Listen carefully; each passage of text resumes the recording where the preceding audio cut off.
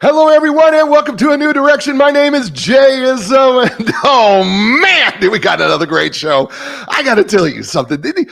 I talk about it, every book that I get, right? It does something to me.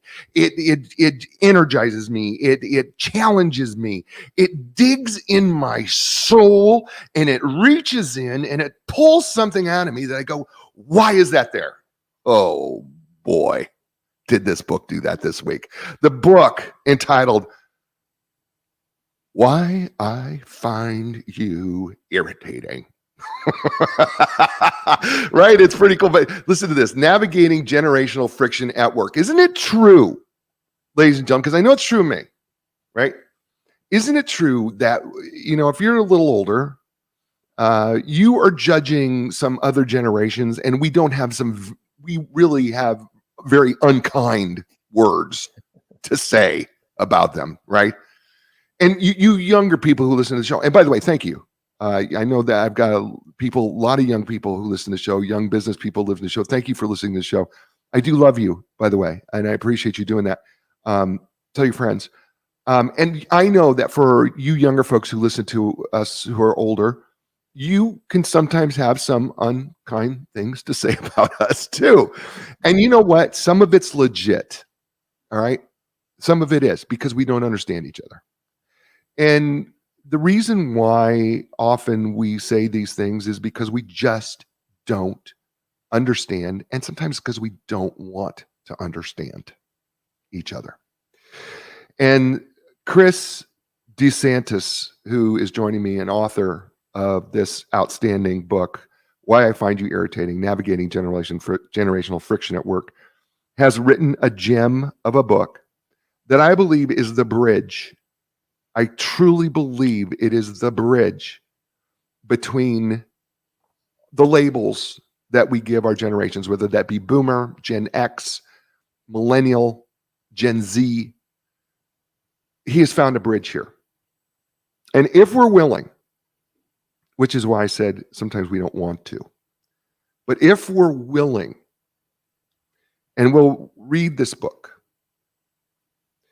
we can create an amazing workplace that we have no idea how awesome it could be if we will just stop for a moment, understand where the other person is coming from, not accuse, not judge, but be willing to be open to seeing that each group has something unique to contribute to each other that can make us great.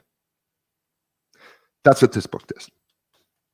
So I want you today, as I talk to Chris DeSantis, to pull out your pens and pencils, open up your hearts, open up your minds, open up your souls, open up your spirits. Be willing, be wanting, because if you embrace this, I promise you, your business is going to be better. Your business is going to be more profitable. You're going to be great because we have made the mistake of saying being successful. Be great, because when you are great, you're going to be successful. But before I get to him, let's do what we do every week, right? I walk you through the 4 areas of your life. We are physical, mental, emotional, spiritual people. That's the truth. And you know what? We have to be working on ourselves every day in those 4 areas. If you're not working on yourself in some way, form, or fashion, the truth of the matter is we never stay static.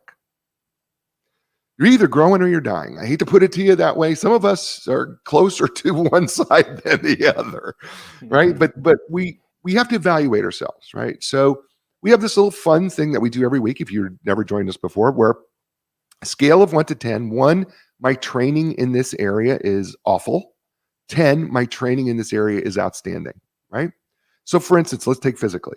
How would you evaluate yourself on that scale of 1 to 10 when it comes to physical exercise, eating right, drinking enough water, getting enough sleep? 5 being average. What number would you give yourself? Right? Now listen, hold on. Before you say, oh man, I'm a little embarrassed about that number, let me just say this. Whatever your number is, it is, right? If your number is a 3, don't worry. I'm not trying to get you from a 3 to 10 in a day. But is there something you could do right now that could take you from a 3 to a 3.5? That's all we're going to do today. All right? So Don't be ashamed. No fear. Just be honest. Give me that number. Okay, that's your first number, right? That's your physical number. Okay. Second number is our mental or intellectual number, right? We're two halves of brain, right brain, left brain, right? So one right side's creative, the other side's logical, right? And we can't be on the couch letting stuff come at us and be a couch potato and hope that somehow we intellectually will grow. No, we have to be an active participant in our intellectual growth, which means that we have to do things to exercise both halves of our brain, right? Like reading a book. Oh, there's an idea. Or maybe taking up an instrument or learning a foreign language or something that you're growing in your life. So on a scale of 1 to 10, how would you say you're doing in growing intellectually? Okay, it's your second number. Third number is the emotional number, right? And for us, we're going to evaluate this very simply because there's a lot written about, Daniel Goleman has written tons about emotional quotients and emotional intelligence, but we're just going to break it down this way.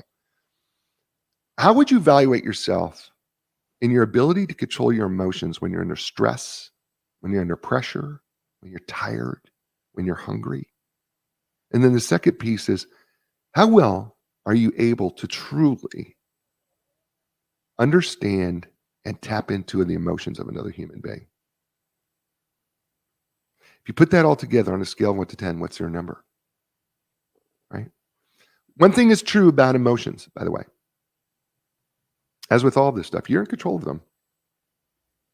You are. You have choices. I used to teach my psychology classes in colleges and universities. I used to tell my students, you could kick me in the shin. I have a choice of how I'm going to respond to you. We all have an emotional choice. All right. Fourth area, spiritual area. And we get a little confused.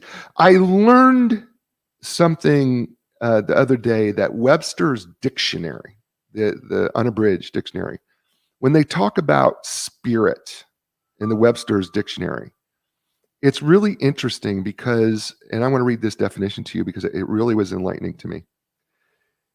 Spirit, right, is the breath of life. That's how Webster's unabridged dictionary defined it. The breath of life. And when you think about it, and we talk about spirit and spiritual things in sometimes different ways, what is it that gives you that breath of life? That when things are going south, what do you run to? That brings you peace, brings you joy in the midst of your chaos. Is it working? If not, what do you need to do to change it? Because we all live by faith, right? Went to sleep not knowing it was going to be a new day. You turned your car on and didn't know if it would, but you did. You drank your cup of coffee and it wasn't poisonous. We all live by faith. So what is your number? Well, now you take all four of those numbers, you think of them like the air in the tire of your car, right? If one area or one of your tires is low, what happens to your car? It veers, doesn't run right. If all the tires are low, you can ruin the rims. Other bad things can happen. So we want to inflate our tires to the right height, right? And we want to do that all at the same time so that they're together so that we can be efficient and run well. And speaking of someone who's got his tires inflated the right height, his name is Chris DeSantis, is a speaker, author, consultant, most recently podcaster, specializing in management and organizational development issues and interventions. He specializes in assisting individuals or groups in identifying and overcoming obstacles to effectiveness. He brings with him 38 years of experience in training and development. He has his undergrad degree in business from University of Notre Dame. I know I can hear some of you cheering. Right? What is it? We're going to do podcasting like a champion today. He's got a graduate degree in organizational development from Loyola University in Chicago, MBA from the University of Denver. Previous work experience in manufacturing, professional service, and not-for-profit environments. His book, Why I Find You Irritating, is just absolutely awesome. Is a culmination of speaking on this topic. You can listen to his advice on the podcast Cubicle Confidential, along with his co-host Mary Abijay. He resides in a quiet little corner of Lincoln Park in Chicago. Ladies and gentlemen, please welcome to the show and welcome for the first time, Chris DeSantis. Welcome, Chris. Thank you, Jay. Thank you for having me. I would say this, Jay, after that magnificent introduction here, I think it's all downhill from now. So. Well, okay, but you're a boomer and I'm a Gen X, so let's not quite go there yet. Okay, let's not quite go there yet. All right, so this book, Why I Find You Irritating, and I have got tons of notes here. I am so sorry to do this to you. I have 42 pages of notes on this book, so you are not going to be leaving for at least 3 weeks. So I'm sorry about that. Let's set the scene, which is actually the name of the opening introduction of the book. And you give us a quote from Carl Jung, everything that irritates us about others can lead us to an understanding of ourselves. And I love Dr. Jung, but really the truth of the matter is when it comes to generations, we can irritate each other, can't we? Most certainly, and we do. And which is interesting because you alluded to this. The premise of the book is the irritation we have with each other. But because the writer is a boomer, the assumption is I'm speaking about the irritation that the young causes us alone.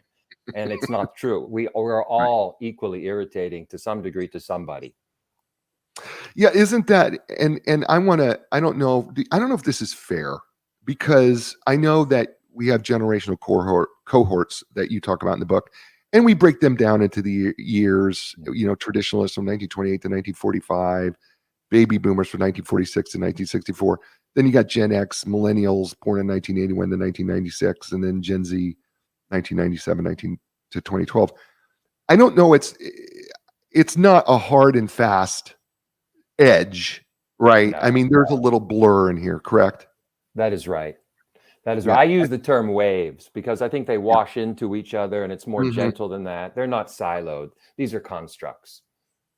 Yeah, I think right, because I think what happens is I think people, we're going to talk about generalization, but we want to keep things so simple, but but because we wash into each other, it's just not that simple. No, it isn't, because no one is absolutely the description that I make of a boomer or a Gen Xer.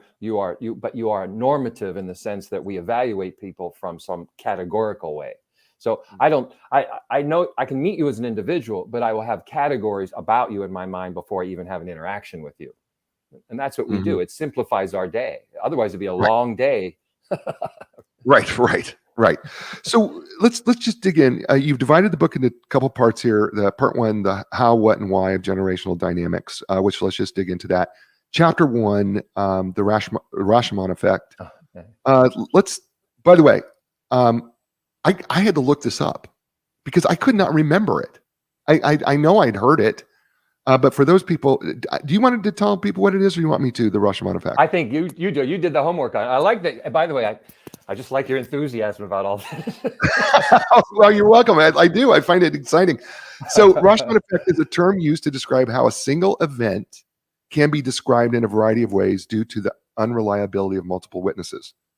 Right. The witnesses' unreliability and subjectivity are a result of situational, social, and cultural differences. And you tell us a story about Zach, Becca, and Bob, and they're from 3 different generations. And it's the typical thing that happens when we get mixed generations, is that, the boomer generation, has a way of doing things. The millennial has a way of doing things, and the Gen Z has a way of doing things. Just right. And so we all have a different view of the same incident, and there's a variety of ways that we can interpret it. So let's talk about how we misinterpret a little bit about each other. And maybe let's combine chapter 2, talking about my generation. Great Who reference, by the way, boomer. Let's combine those two. Let's talk about that, how we can kind of get through the Rashmon Effect and talking about my generation. Well, I mean, where would you like me to start on that, Jay? Because I can review what the story is on that, or I can talk about this notion of how we get a view. Yeah, what do you think would be most helpful to the audience? Do you think? Well, let's start with the story, because we've set up the Rashmon Effect, and then that way I'll tell the story of that. Beautiful. in the opening chapter, I use that story because it's happened so many times. I kept hearing this story.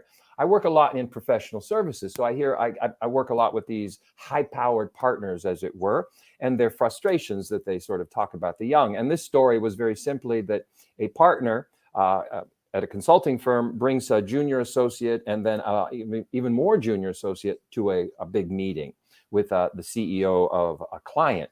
During that meeting, the partner has the expectation of running the meeting, and then what happens is during the meeting, the junior people at the table start to have voice, meaning that they share their own thoughts about what to do and how it's done and so forth, and then they're very candid in what they say. Now, this is met with some surprise by the partner, but it is not necessarily said in the meeting because, of course, he wants to be seen as in control of this, and so in that sense, he lets it go. After they leave the meeting, then the partner does what the partner would always do, and he admonishes these young people saying, why are you talking at my meeting? You're not supposed to talk. You're supposed to listen. You're supposed to follow what I tell you to do, and you're just supposed to sit there because I don't need your opinion for another 5 years. And so the idea here is both of these people walked into this room with their own implicit rules. And the implicit rules of the partner is my meeting, I do the talking, you do the listening. They came into the meeting is, if I'm in a meeting, why wouldn't I be talking? And so everyone walks away from the experience disappointed because everyone is playing by a very different set of rules and that I don't know about, quite frankly, as a young person until I break them. And that's the essence of the story. And this is, and by the way, I'm glad we started there, right? Because it really did. This is where we start to get into misinterpreting, and here's the word that I want people to listen to: misinterpreting the motivations of others, right? I don't want us to miss the word motivations, because what happens in the story and what we're really dealing with, and correct me if I'm wrong, Chris, but is that when it comes to generations that are different than our own, it is, we assume bad intent. Oh, yes. Well, when they do not act as I acted at that age, as I expect them to act, then of course we think that they're a bad actor in this exchange. Right. Yes, exactly right. We look at them not as an independently young person who has different experiences, but rather a younger version of myself who I assume had the same experiences I had, which I did not, which they did not. Right. That's the danger, isn't it? The danger is I am trying to, oh, wow, I just got this just in. We mirror image ourselves from a younger time. Yes, exactly. And mirror imaging never works. No, because everything has changed. Everything has changed. Which is so interesting that we forget that, because we were very young at one time and our elders were asking us to behave in a way that was incongruent with how we were experiencing life. And we thought that was very strange. You see what I'm saying? We were offended. Yeah. Well, we were offended or confused. Confused. Like, why wouldn't I do this? Right. Remember, we're children. You are much younger than I, but I'm a product of when the 60s and all of that. When I was a young kid, I started seeing all of this happening. That was a very different time. And so the elders of that time did not approve in any capacity our behavior. And so each generation disapproves. I don't know if it's a tradition or it's genetically wired, but we always disapprove of the next generation. Wasn't it Aristotle or Plato that said something to the effect, this generation just doesn't have no respect for its elders. They grow their hair long. They expect, right, entitled, right? I mean, I know. Go ahead.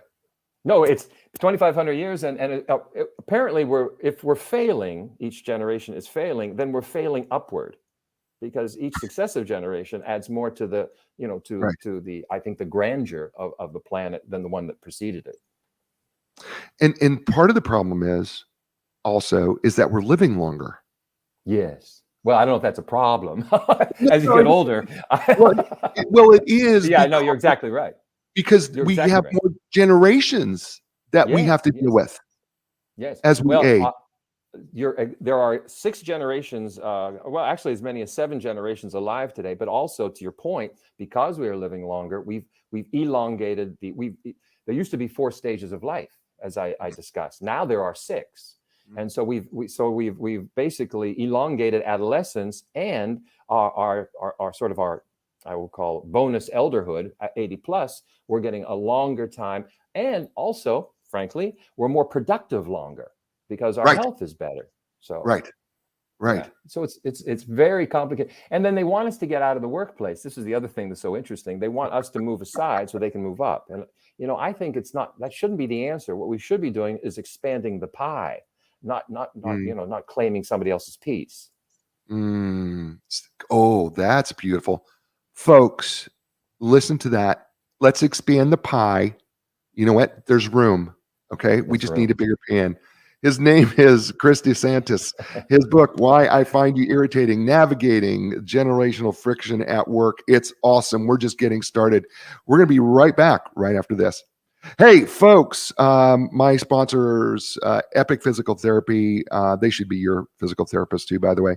I'm just telling you, they're going to make a cutting-edge treatment program that is designed specifically for you, regardless whether you're a professional athlete or whether you're just a common Joe like me. I'm telling you, if you're looking for your epic relief, your epic recovery, your epic results, just go to epicpt.com. That's EPICPT.com. And Linda Craft and Team Realtors. Now, listen, for 37 years, she has been helping people all over the world do one thing, and it's not buying and sell houses. It's transitioning in life. If you think about it, every place you ever lived has been a transition. And that's what she helps people do. Wherever you are, wherever you're at right now, and it's time to make that next transition in life, let her help you through real estate. It's real easy. Just let her and her team help you with your life transition. Just go to lindacraft.com. It's LINDACRAFT.com. And I got to give a shout out to who else but Hint Water. Kara Golden was on this show. Her book, Undaunted, I interviewed her. She owns this company. She is the official beverage of DBTV, which many of you are watching me on Apple TV. We are available in 250 million homes around the world, now available on cable companies in Canada, in Germany, and all over the world. Listen, DBTV, Hint Water is the official beverage of DBTV, and you can get that anywhere. So listen, you want something refreshing? Take a hint, get one. And we're back here on A New Direction with Chris DeSantis. His book, Why I Find You Irritating. We're just getting started. We're just at the beginning of the book here. So if you're just joining us late, it's okay. You can catch us up because you can also listen to the podcast whenever you want to. All right, Chris. So one of the things we have to do here is we make some generalizations, right? Yes. And they're extremely important for us. We don't like talking about generalizations. And so let's help people understand when we use the word generalizations in terms of these cohorts, what we're really talking about, what we're really dealing with. Yeah, let me, because in the book, I back this up because we do generalize, because that's a normative things, and that's what we do in life. I use the work of Noam Chomsky in this, and his process for generalization. And I explain it in the sense that he has a 3-step process to arrive at the generalization. First of all, there's deletion. The more somebody is like you, the less you remember about the difference that they have. We delete that which is familiar. So the more we have in common, I don't recognize. But when we don't have something in common, that's what I remember. And so when I remember it, I put it in my memory, but I distort it. And the distortion is because the mind is not a camcorder. It is just a memory of what occurred. And so when somebody is different than me in their actions or their exchanges, I start to remember it. And I start to say, is it a pattern base? I mean, do I see it among a number of people? That's why generations are so important here, because I recognize the young, I recognize the old. So in that sense, when I start to see these things that are unfamiliar to me again and again, I remember them, and then it sinks in as a generalization. And that's what we do. We start to generalize, and then we think we're right about them. This is what confirmation bias is, right? We all confirm, we have a view of things, we think we're right. And then what I do is I look for evidence of my rightness, meaning I don't have to be, I look for it's called the Salience Effect. And the Salience Effect is, if I see a young person who acts out in a way that I think that they all like, I must be true about all of them. You see what I'm saying? I look for the affirmation of what I already think anyway, regardless of the absolute truth, but rather the anecdotal information that I collected through. So in that sense, it distorts and we generalize. Humans, Right. we're imperfect. Well, of course we are. The salience effect, I like to, by the way, I own a Jeep. All right. For everybody out there. Right. Of course I do. I'm a Gen X. Of course I own a Jeep. It's a maverick thing to do.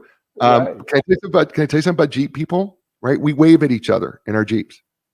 Do you know how many Jeeps are out there? There is a ton of Jeeps out there. I swear every other car is a Jeep. Yeah. Okay. It's really not, but that's the salience effect because I'm looking to wave at every Jeep that goes by. And I go, man, I'm waving a lot today. Right? Right. It's been the same number the whole time. Right. It's not that there's really any more. It's just now I'm paying attention to it. This is what you're talking about here when it comes to generations. We have a tendency to pay attention to something, right? We'll call it entitlement. Oh, they're entitled. Yeah. No, right. And so then we look for evidence to support entitlement, right? To confirm that bias, right? Yes. It doesn't help us that the press is always, I call the young, the Florida man of generations, in the sense that if you see a headline with Florida man in it, it's always associated with some negative aspect of their lives. Florida man found starving to death in his own refrigerator. And the idea is they call these sort of the news organizations look for these tragic experiences of people that are arrested in Florida, and then they put it on the screen. And now all of a sudden we have this false association with Florida, which is not correct. Now, you would take out Florida man and you put in millennial, and then you have the same thing that you've just said, Jay. Oh, they're entitled, or they're snowflakes, or they're narcissists, whatever thing that they are, we make and then we look for the to your point, the salience effect kicks in. Oh, I saw them ask for something they shouldn't have asked for. They must be entitled. Yes. Right. We are not. Yeah. Go ahead. I'm sorry. Well, I was going to say that negatives are more prevalent than positives of others. So even if we say good things about the millennial, we don't notice that because that's a deletion because we're good. We're good. Right. Well, by the way, every generation has been negative towards the other generation at some point. Oh, absolutely. Go ahead. I'm sorry. Well, I was going to say they all point out something in us, right? I was a flannel wearing slacker. Oh, yes, you were. You were a nihilist, a grunge person. You're always depressed. I mean, come on. I was always worried about your crowd because I thought there weren't going to be enough blockbusters to employ you all for a lifetime.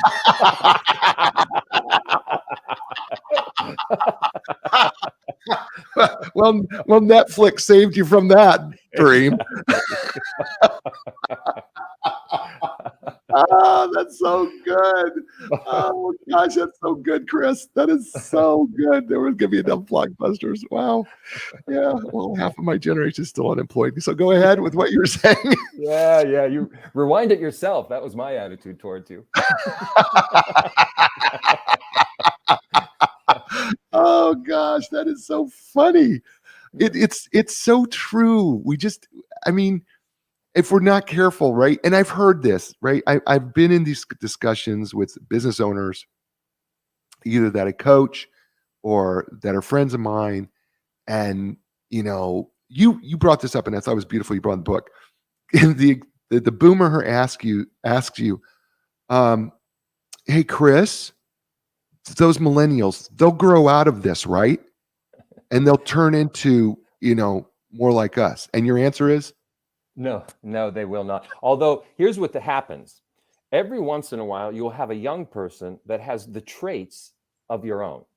And so what we do, meaning that a boomer trait. And so what we do is we blame the recruiting people for not finding more of them, as if that there's a lot of them out there, as opposed to this person is a bit of an anomaly relative to their peer group. And so, but we don't want to believe they are different than us. We just want to believe we have mistakes in hiring. And so what we should find the right ones. This is critical because we have to think of each cohort on a normal curve, don't we?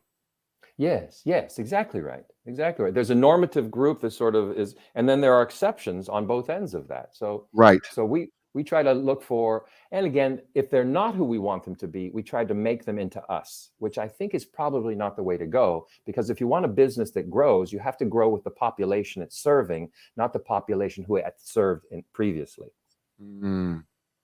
Yeah, we have a tendency to want to change them into who we are. Exactly, and we because label that as tradition. right. And we don't do very good with that No, no, no, at no. all. I mean, I know me. I'm a rebel. I'm a maverick. I have struggled with authority. I'm just to share everybody from a Gen X, and I'm the beginning of the Gen X generation, very beginning.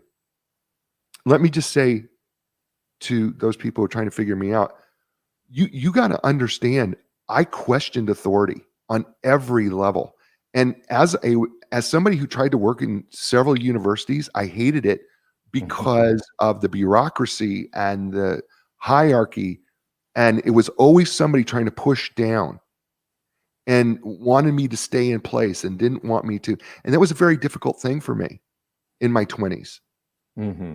Very difficult. As you know, your generation was telling me, no, you just stay in line. Right. I have a write-up in working for a university that I'm a loose cannon. Right? And you were, relative to your Right. taskmasters, I am sure you were. I absolutely was. Not Right. because I was bad, because I was really trying to help the kids be better in school, Yeah. but Yeah. because I didn't care what the hierarchy was. I just did it. Right. Right. Which is interesting, because had they embraced you as you were, you would have done so much more for the university than had they pushed against you, and then Right. you go out into the open marketplace and do what you should be doing all along. Right. You Which see I that? was squashed. Right. I was squashed. Exactly. They Exactly squashed right. That me was the down. attempt to do that, and that's not doesn't work. Right. But we do that with every generation, don't we? We try I to think, squash well, them. what we try to do is we try to get through the day with as little friction as possible. And Mm, so with that, it's easier to work with people who are a lot like us, and therefore I don't have to accommodate you. I just have, so this you provide a lot of friction.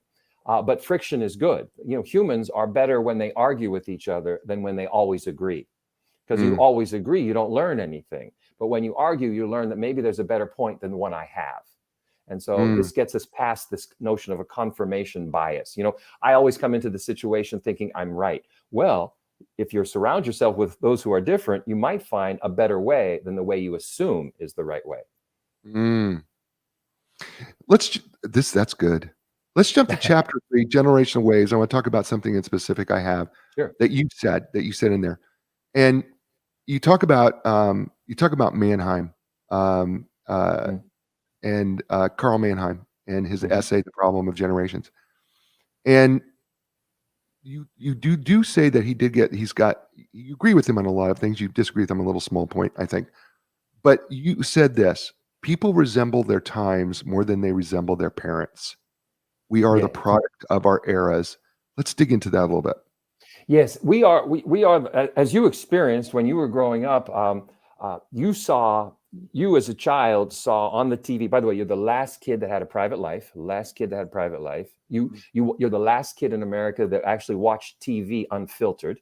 No parent Mm, was looking over you, so you right. had to make sense of the Vietnam War as a little kid. You had to make sense of what Nixon did as a little kid. You had to make sense of this, and so you saw all of these things, relative, these imagery and all of that, and you didn't see it as stagflation or as No, downsizing, but you saw a contraction of the experience of a dad in the workplace. You know, the dads, like they yeah, lost their jobs. And by the way, this was a covenant, right? You're supposed to have a job for life. You saw parents that lost their jobs. So all of a sudden, your experiences don't mirror what your parents' experiences were when they were that age.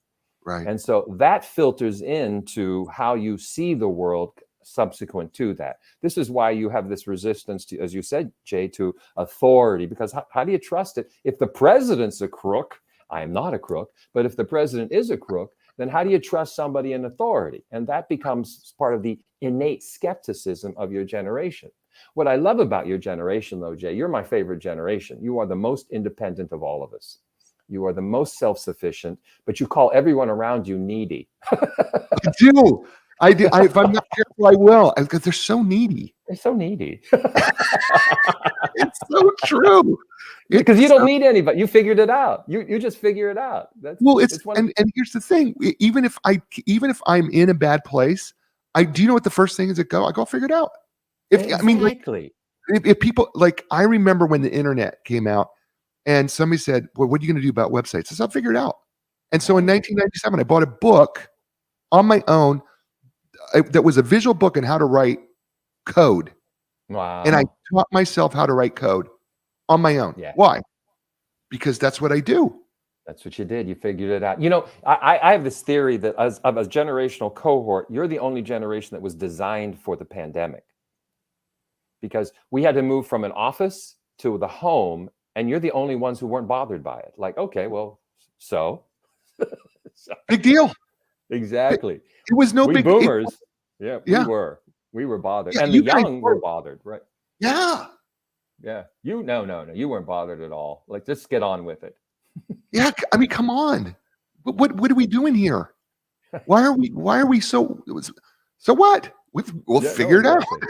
You'll figure it out. You'll figure it out. It's so interesting. The other thing about your generation, or you as parents too, is you said this earlier about this sort of the maverick, the free spirit, sort of this Right. sort of entrepreneurial zeal that you possess. You know, the sort of drive to be independent. You've instilled that in your young, and they are Yes. even more entrepreneurial than probably you are. So in that sense, and they have less faith in organizational structures than you did, simply because they've seen we are far more transactional in our exchanges than any other time in the US. My son is so that way. Yeah, he's going to be, far more entrepreneurial than I am. He's 34 years old, far more entrepreneurial than I am. yeah, and you're entrepreneurial. Let's just make a point. Right. No, I get it. I get it. Yeah, Right. But he's far more and doing far bigger things than I ever even dreamed of. yes. Wow. Yes. The Well, only that's cool. challenge I think it's wonderful on the individual level, but my only challenge as a society with this in your generation is your independence. You step back away from the responsibility to the commons. You see, since you've seen that we have little faith in leaders, we have little faith in authority. Then, in fact, I have to protect my own backyard, and that's my purview. Versus, I have a responsibility to the whole society. You follow? Oh, no, That's no. one of the. That's a challenge. It is. Matter of Yeah. fact, yeah. So, yeah, having an inward mindset is so much easier than an outward mindset for my generation Yes. You are. because, I'm sorry. well, I it's was just. just, go ahead. I was going to say you are brilliant locally. Right. In the community, in the family, in the business you have, you are brilliant local. You see, that's your purview. But beyond that, hey, I can't control that. Hey, that's up to somebody else. You follow? So Yeah. so, Yeah. that's Oh, the yeah. challenge. I think, Yeah. but I'm partial to the millennial because they are much larger in number, and they Mm. have much more of a commitment to a sort of a social responsibility, societal commitment. You see what I'm saying? So Yeah. in that sense, they're more collaborative and interdependent, which we all find a little needy, but it's interdependent. So in that sense, that collaborative nature by virtue of how they were raised in terms of the school systems working collaboratively and with each other, and their expectations of working across, I think they will be more. You know what I view this, Jay? I think you're the kingmaker, and I think they will be the kings. Yeah. And the millennials, which are a huge group, that huge group. I think I've heard them called almost boomerang boomers or something like that, or echo boomers. Some of them, yeah, I could see that. But by the way, adjacent generations have problems with each other's more than skipped generations do with each other. Interesting. Yeah. That's interesting. Why do you think that? Well, I think part of it is there's the economic, this we haven't discussed, is what were the socioeconomics of when you grew up? Boomers in the first wave and millennials in the first wave of when they grew up were economic upticks. You as a Gen Xer and and Gen Z, economic downturns when you were. So in that sense, you have coincidental experiences in the economy. So they tend to be a little more optimistic about this as the economic. You tend to be a little more self-preservative, like, hey, I got to take care of myself. Things are going to tank here. You follow? So Right. I think Well, that informs a view. Yeah, that's interesting that you say that because I remember my dad, going from job to job until he finally was able to settle on something. You I saw that. I saw that, and I remember that. Yeah. I've never thought about the importance of that. Oh yeah. That it was. Yeah, it's Go ahead. important to you because what's important to you is employability. And what's important to a boomer at one time was somebody who would employ me.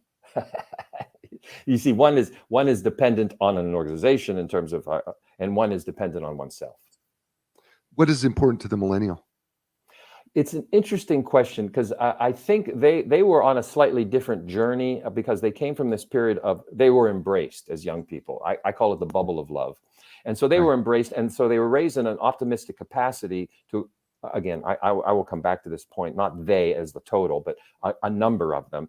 And so they're on this more journey of discovery as to who I will become and what is my purpose in life, the larger purpose that I will live. So they have a purposeful life ahead of them. And I think, don't get me wrong, I think they want comfort and happiness or success, but I think we define the phrase too narrowly about what is successful and, what is comfort, what is happiness. So, and so I think they're on a different sort of journey relative to that. I think they're crafting. I think they're doing more job crafting. They're collecting the things they can do. And so they're putting together, who will I become as a consequence, and how do I apply the gifts that I have? So I also think as a generation, one more thing is, and this is the scary part, I think it's a bifurcated generation. I think that there's a generation of millennials who are the taken care of. These are the middle class kids and above who have the opportunities, the support, the love they need to achieve. And then we have a group of young people in our country who have no chance of getting on that ladder at all, and less chance of succeeding than their European counterparts in the same situation for the first time in American history. So I'm challenged by this separation in that generation. It's a bifurcation of a group. That's the challenge of the future. That's so interesting. His name is, isn't this cool stuff? His name is, I feel like I'm in a counseling session too, by the way. His name is Chris DeSantis. The book, Why I Find You Irritating, Navigating Generational Friction at Work, available bookstores everywhere. Just telling you, pick yourself up a coffee. You're going to be glad that you did. If you own a business, this is a book for you. I'm just telling you, if you are a parent, this is a book for you. And if you're somebody who's young and going, I don't understand my older people that run the business, this book is for you. So guess what? This book's for everybody. You know what? You're listening to Chris DeSantis and Why I Find You Irritating here on A New Direction. Hey, folks, listen, Epic Physical Therapy, look, they are absolutely amazing. They offer the most advanced top-of-the-line equipment, the Ultra G anti-gravity treadmill, the Normatec compression sleeves, the Game Ready. That's just a few of the things that they have to offer. I'm just telling you right now that they're just outstanding. They're trained and they're certified in the most comprehensive cutting-edge treatments, blood flow restriction therapy, dry needling, cupping. That's just a few. Listen, when you're ready for your epic relief, your epic recovery, your epic results, don't look any further. Look for epicpt.com. That's EPICPT.com. And Linda Craft Team Realtors. Yes, for 37 plus years, they're helping people transition in their life one house at a time. Right? Whether you're going from an apartment to your first house, or whether you've had several houses and you're ready to go and downsize into your next one. Listen, it's a life transition. They can help you. Look for Linda Craft Team everywhere. You know what? It's easier. Just go to lindacraft.com. That's LINDACRAFT.com. And we're back here on A New Direction with my friend Chris DeSantis. Why I Find You Irritating. Navigating generation friction at work. Chris, I hope you're having some fun. Yes, you're a wonderful host. I really appreciate the time with you. Well, thank you. I'm enjoying this with you as well. I want to dig into millennials because I feel like Gen Z, we're still learning. I mean, we know a little bit about them. We're still learning about them, but we're dealing with the millennials, and you're right. They are going to be our next leaders, ultimately. So let's talk about why you bring up Mark Zuckerberg is a millennial, and you said that millennials were raised to believe they could be anything. Well, at least for a while. Go ahead, talk about that. Yes, it's the messaging. They received a number of messages growing up, because one of the things I talk about in the book is these parental models. And their parental model was, I use from the term, from a book called Unequal Childhoods, and the term concerted cultivation. There is a concerted effort on the part of the parents to cultivate this human being, maximize the potentiality of who they are. And this is highly directive in the sense of, okay, I'll tell you the most interesting thing about the young, in my opinion, is that their childhoods were vetted. Their friends were vetted, meaning that your parents probably did not know who your friends were, nor did they have any business in vetting who your friends were. This childhood experience is such that there were play dates and and I needed to meet your parents. And then what they ended up doing is they met like to like. So they knew each other, and the parents were highly engaged in a lot of other things about their education, where they're going to school. Let's go on road trips to the colleges we're going to be looking at. So all of those things that really contribute to this notion of cultivating them, to your point. They also would tell them things like, you are special. You are very special. Now, I think you know what the problem was that they get a lot of grief with is that self-esteem movement, which was a failure. It was never, I would believe all God's children are good. We need evidence of greatness. You see, there's a difference here. And so that didn't work, but we blame the young for this. And we also blame the young for accepting trophies. No 6-year-old said I needed another trophy. It was foisted upon them by the parents. And by the way, what's wrong with recognition of effort? That's not a bad thing. It works. So this idea, these things about encouraging, the other thing that the young received to a great degree was, let's find out what your gifts are. And so these parents would drive these kids around to, piano lessons, archery lessons, pottery lessons, find out where you're gifted. And so they're looking to find that. And then sadly, one of the things that we're told to the young is do what you love. And I don't think that's a bad message, except the person saying it comes from a place of mastery. You see, what you do, Jay, you love what you do. And so you're going to say to your son, do what you love. But the reality is when you're learning something, you're in the valley of despair.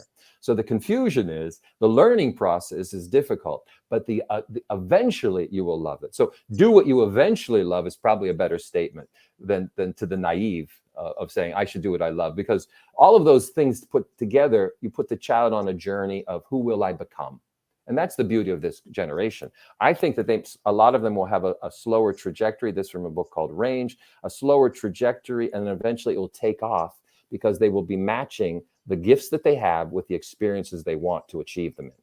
And that will make them very successful. See, this is where I love the millennial generation, because I think they got it right. Because I speak about this often about finding your purpose.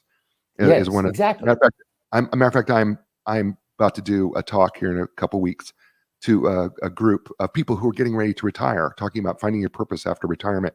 But I have talked to high school kids and college students in my generation also about finding your purpose. And so often we have made the mistake of saying, do what you love, follow your passions. And by the way, those are great statements. But the problem is they're really just a quarter of the picture. Yes. It's not the full picture. Because the truth of the matter is if you can find, and I help people do this, by the way, if people are listening, if you're trying to find what your natural gifts, talents, and abilities are, I help people find that. I actually have a process that help people find this. And by the way, I just want to let you know that at any age, by the way, you have things that you have not discovered that you are naturally gifted at, that you could be revealing and doing something that over the course of time, you're going to be so committed to and so loving of, because you will develop it over time. Yeah. You talk about this.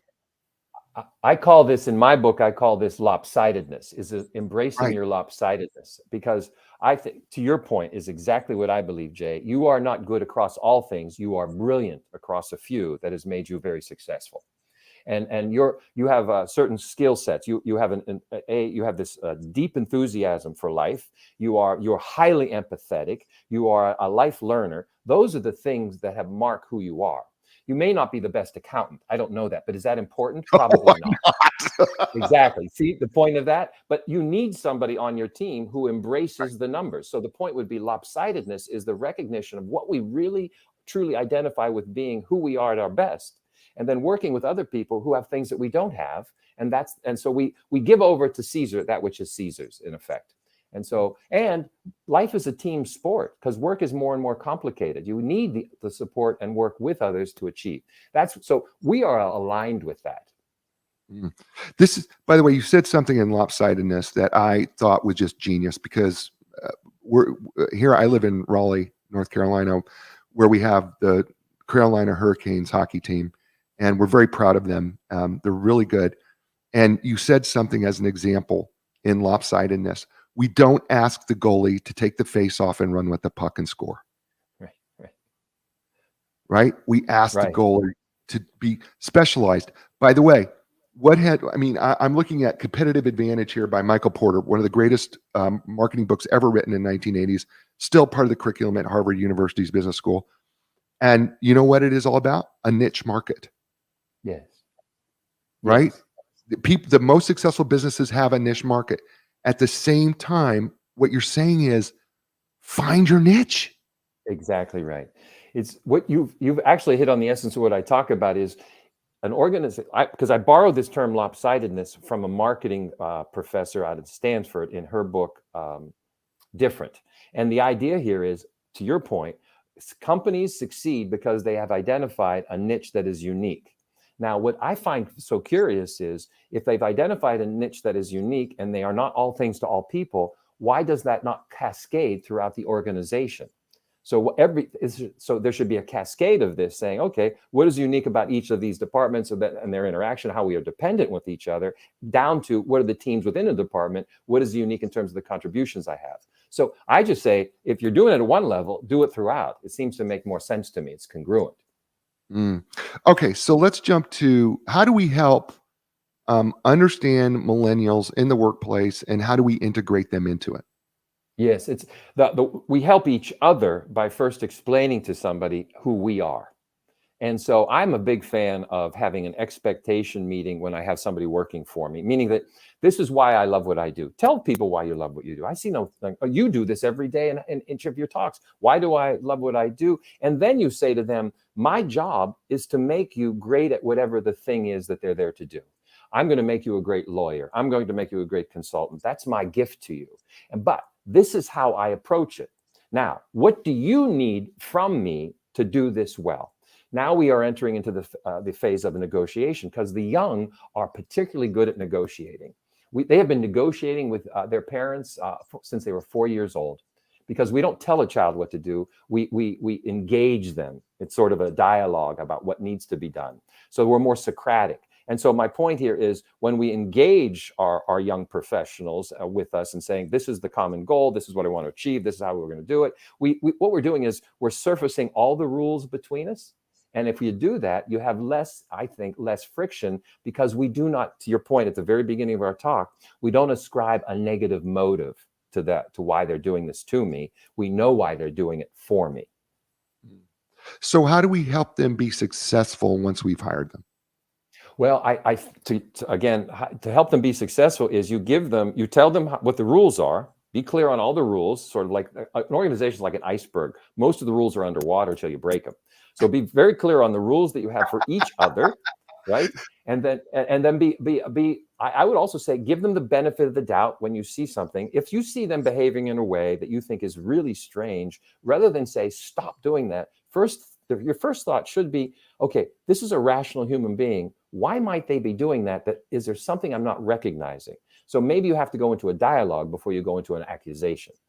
And so once you get in the habit of that, the other thing is reinforce when you see something done well in the moment you see it. I don't think we do that enough. I think Gen Xers, you know why you don't do it, Jay?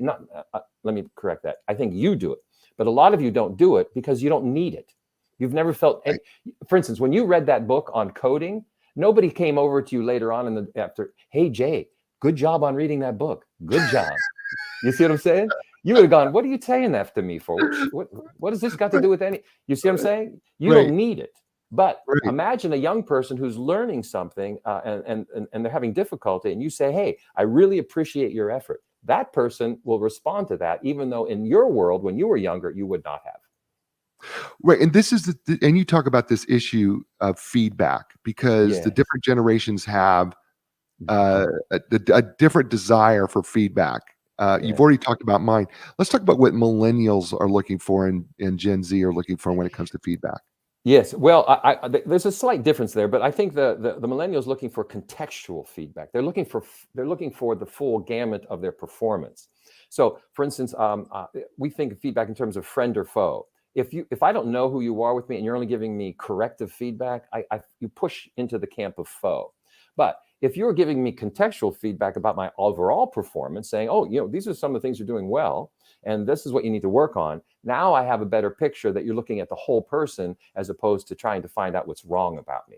But I am not suggesting, and don't let anyone do this, don't use sandwich feedback. I don't want you to sort of put something good up front, put something awful in the middle, and then put something good at the end. That's just you not comfortable with talking to somebody directly. I am talking about when you see something good, say it. Say what's the behavior they're doing because you want them to repeat it. When you see something bad, say it, but say it in a behavioral sense and give the alternative of what we need to do going forward. So context is really important to the young. Beautiful. We've been on an hour. Oh, we have? Oh my gosh, I'm sorry to keep you. It's crazy. I've had so much fun with you. Thank you for being on the show. Tell people how they could get a hold of you. Yes, thank you for that, Jay. My website is cpdesantis.com if you'd like to reach out to me directly and ask me questions. As Jay mentioned, I have Cubicle Confidential with Mary Abijay, and we answer listeners' questions. And my book is available on Amazon or Barnes & Noble or Books A Million, so you can order that as well. So, and this has been a wonderful time, and I don't know, Jay brings it out of you. Well, thank you. Stay with me, Chris. Folks, this is the show. You know, I say to you every week, you're controlled 3 things in your life: your attitude, your effort, and your resiliency, right? It doesn't matter. Your circumstances are your circumstances, but you can control those 3 things if you take the option to do so, right? You're in control of those 3 things: your attitude, your effort, and your resilience. Get back up. Do the best you can. And you know what? Be good. Feel good about it. I'll be back next week with another great guest. It's going to be another great book. It's going to be another great show. And as I say to you all over, everywhere in the world, thank you and ciao, everybody.